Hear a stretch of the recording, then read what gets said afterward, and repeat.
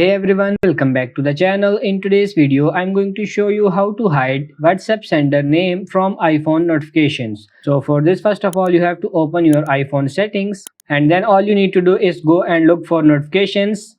Now all you need to do is scroll down in this list here called notification style until you see the option for WhatsApp, and then I will show you what to do next.